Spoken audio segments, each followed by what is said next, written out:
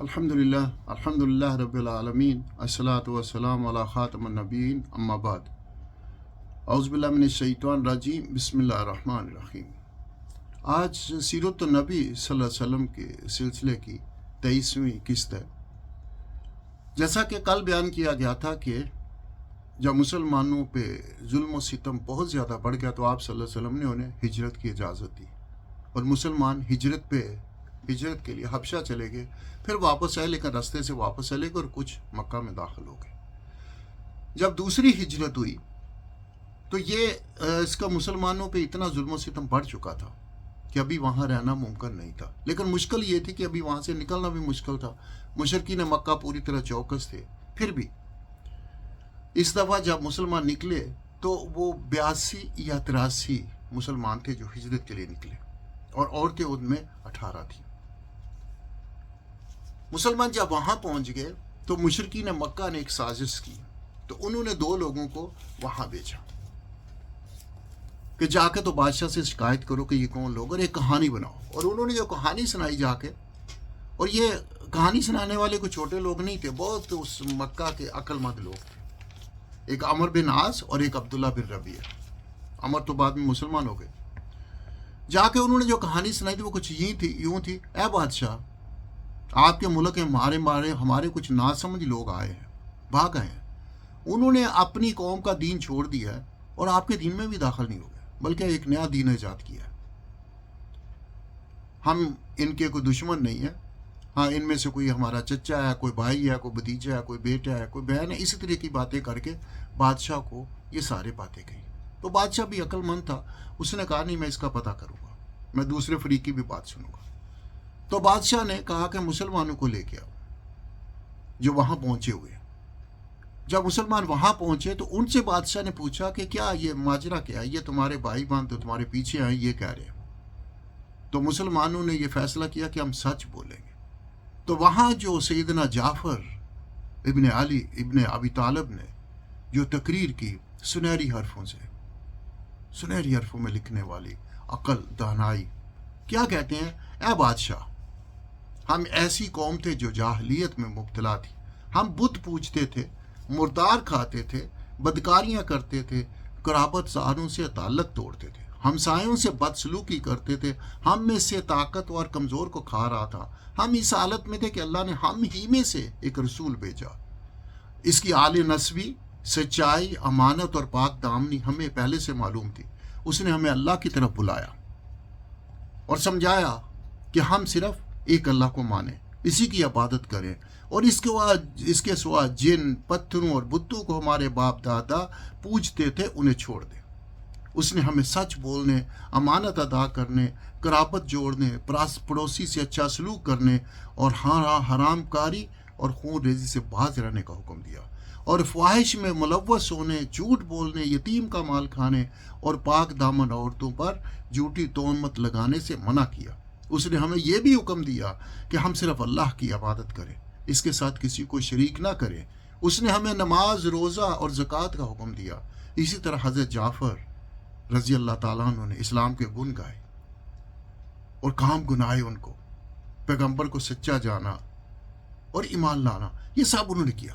چنانچہ جب ہم نے یہ سب کچھ سنا، ہمارے نبی نے یہ بتایا، تو ہم نے اللہ کی عبادت کی، اس کے ساتھ کسی کو شریک نہیں کیا، اور جن باتوں کو اس پیغمبر نے حرام بتایا ہم نے حرام جانا، اور جن کو حلال بتایا انہیں حلال جانا۔ ہماری قوم اسی بات پر بگڑ گئی، ہم نے ان کا کچھ بگاڑا نہیں ہے۔ یہ ساری باتیں جب کی تو نجاشی نے کہا، یہ جو باتیں آپ نے کی ہیں، وہ پیغمبر جو کچھ لائے ہیں اس میں سے کچھ تمہارے پاس ہے؟ حضرت جعفر نے کہا ہاں۔ نجاشی نے کہا ذرا مجھے پڑھ کے سنائیں۔ تو حضرت جعفر نے سورہ مریم کی ابتدائی آیت تلاوت کی۔ نجاشی اس قدر رویا کہ اس کی داڑھی تر ہو گئی۔ نجاشی کے جتنے بھی اسقف تھے، وہ جو ان کے پادری تھے، عالم تھے بیٹھے ہوئے، وہ بھی روئے کہ ان کے صحیفے تار ہو گئے۔ پھر نجاشی نے کہا وہ کلام اور یہ کلام، یعنی وہ کلام جو عیسیٰ علیہ السلام پہ نازل ہوا اور یہ جو تمہارے نبی پر نازل ہوا، ایک ہی شمع دان سے نکلے ہوئے ہیں۔ اس کے بعد نجاشی نے عمر بن عاص اور عبداللہ بن ربیعہ کو مخاطب کر کے کہا کہ تم دونوں یہاں سے چلے جاؤ، ان لوگوں کو تمہارے حوالے نہیں کر سکتا، اور نہ یہاں کوئی تمہاری چال چل سکتی ہے ان کے خلاف۔ نکل تو وہ باہر دونوں گئے، لیکن عمر نے جا کے کہا کہ میں تو چھوڑوں گا نہیں، ابھی ایک میں نئی کہانی بناؤں گا ان کے لیے۔ اگلے دن عمر نے پھر نجاشی سے بات کی، یا بادشاہ، ان لوگوں نے عیسیٰ علیہ السلام کے بارے میں ایک بڑی بات کہی ہے۔ اس پر نجاشی نے مسلمانوں کو پھر بلا بھیجا اور پوچھنا چاہتا تھا کہ یہ مسلمان عیسیٰ علیہ السلام کے بارے میں کیا کہتے ہیں۔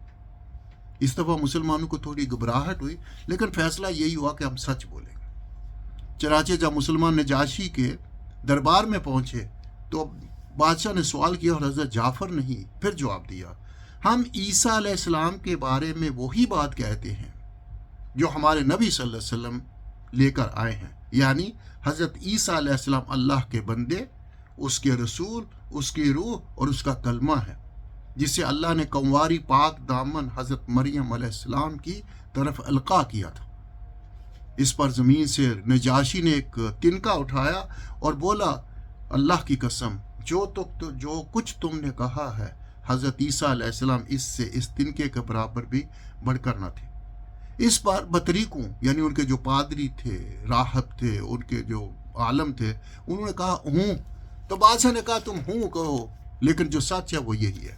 اس کے بعد نجاشی نے مسلمانوں کو کہا کہ میری حکمرانی میں تم امن و امان سے رہیں، جو تمہیں گالی دے گا اس پر تاوان لگایا جائے گا، مجھے گوارا نہیں کہ تم میں سے کسی آدمی کو کوئی ستائے، اس کے بدلے مجھے سونے کا بھی پہاڑ مل جائے۔ اس کے بعد اس نے اپنے حاشیہ نشینوں سے مخاطب ہو کر کہا، ان دونوں کو جو یہ ہدیے لے کے میرے پاس آئے ہیں اعلیٰ قسم کے، وہ واپس کر دو، مجھے ان کے ہدیوں کی ضرورت نہیں ہے۔ مجھے اللہ نے جب یہ سلطنت دی تھی تو اللہ نے مجھ سے کوئی رشوت نہیں لی تھی کہ میں اس کی راہ میں رشوت لوں۔ نیز اللہ نے میرے بارے میں لوگوں کی بات قبول نہ کی تھی، میں اللہ کے بارے میں لوگوں کی بات مانوں؟ یعنی یہ لوگ جو بات لے کے آئے اللہ کے بارے، ان کی بات میں مان لوں گا جبکہ سچوں کو چھوڑ دوں۔ حضرت ام سلمہ رضی اللہ تعالیٰ عنہ، جنہوں نے اس واقعہ کو بیان کیا ہے، کہتی ہیں اس کے بعد وہ دونوں اپنے ہدیے اور تحفے لیے بے آبرو ہو کر واپس چلے گئے، اور ہم نجاشی کے پاس ایک اچھے ملک میں ایک اچھے پڑوسی کی طرح زیر سایہ رہے۔ مسلمان وہاں رہے۔ یہ دوسری ہجرت کے بعد کا وقت ہے، انشاءاللہ باقی بات پھر ہوگی۔ اللہ سبحانہ تعالیٰ ہماری کوششوں کو قبول فرمائے، اور ہمارے پیارے نبی صلی اللہ علیہ وسلم جو دین لے کے آئے، اصل میں وہی دین ہے جو آدم علیہ السلام لے کے آئے تھے، اور یہ آخری مہر تھی جس کو مکمل کرنے کے لیے نبی اکرم صلی اللہ علیہ وسلم تشریف لائے، اسی کے بارے میں یہ سارا بات ہو رہی ہے۔ تو یہی دعا ہے کہ اللہ سبحانہ تعالیٰ ہمیں توفیق دے کہ ہم اپنے پیارے نبی صلی اللہ علیہ وسلم کی سیرت کا مطالعہ کر سکے اور سمجھ سکے کہ دین ہم تک کیسے پہنچا۔ ربنا تقبل منا انک انت السمیع العلیم وتوب علینا انک انت التواب الرحیم۔ سبحان ربک رب العزۃ عما یصفون وسلام علی المرسلین والحمد للہ رب العالمین، وجزاکم اللہ خیر۔ السلام علیکم ورحمۃ اللہ وبرکاتہ۔